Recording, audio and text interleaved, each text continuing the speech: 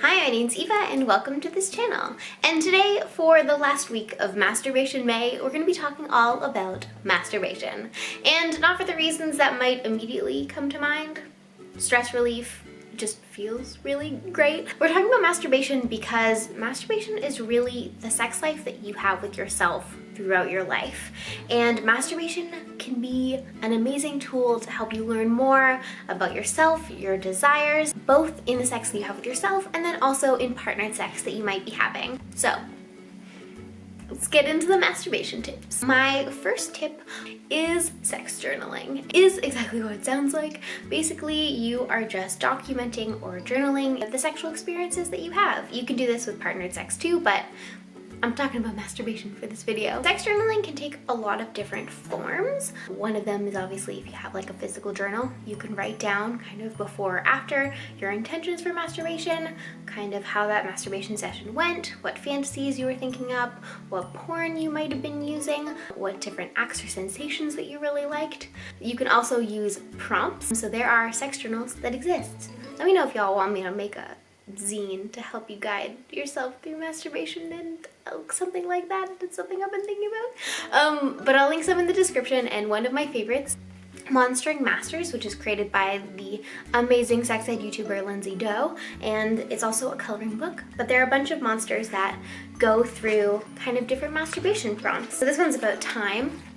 Taking your time. So you can use a prompt or a journal like that. Another way to kind of document or collect data to find patterns about what you like and what you don't like is to use a sex spreadsheet, which my friend Kate Sloan has done. You can do that for partnered sex too, obviously, but you can put a bunch of columns in terms of what sex toys you were using, what porn you were watching, what fantasies you were thinking about, and just like with everything else, you can kind of go back and use that to find patterns about what do you find yourself coming back to. My second tip for using masturbation optimally is to create want will want lists for yourself. So I've talked about want will want lists in my big communication video, but basically want will want lists or yes no maybe lists are 3 columns, and you write what you want to do or what you're yes about doing, what you will do or like maybe, and then what you won't do or your no's. This can be a tool to help you reflect on what type of masturbation experiences you really like, what are really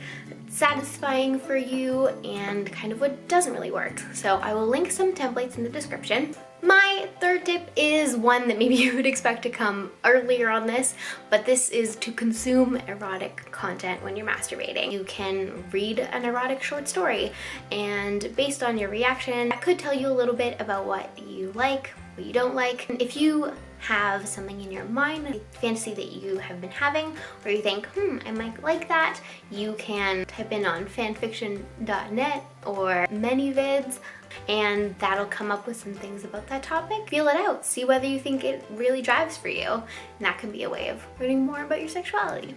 My fourth tip is to use sex toys. So sex toys can be an amazing way to explore different sensations, different feelings, different fantasies. This can include sex toys that stimulate your genital, vibrators and dildos and butt plugs and all of those wonderful things, but this can also include sensation play, like this feather tickler. I have these nipple suction cups and they suction.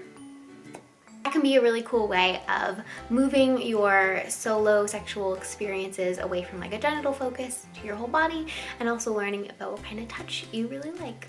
My fifth tip is to consume sex positive content, specifically storytelling content where people share their own masturbation and sexuality related experiences. My number one recommendation for this is the Dildorks podcast, whose tagline is sex, dating, and masturbating. So you can learn a little bit about how different people masturbate, and that might give you some inspiration to try some different things, see what you like, what you don't like, and use that to collect data on your desires and sexual interests. So that is it for this video. I hope that you got some inspiration about how you can be a little bit more intentional about your masturbation, how you can collect data on yourself.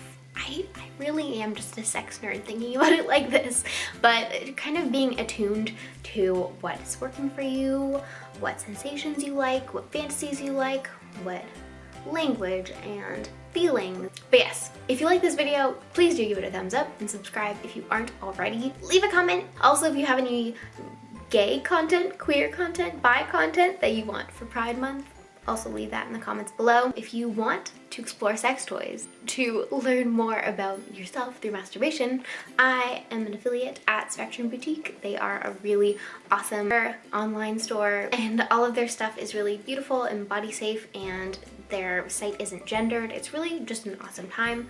But that is all for me today. Have a lovely day.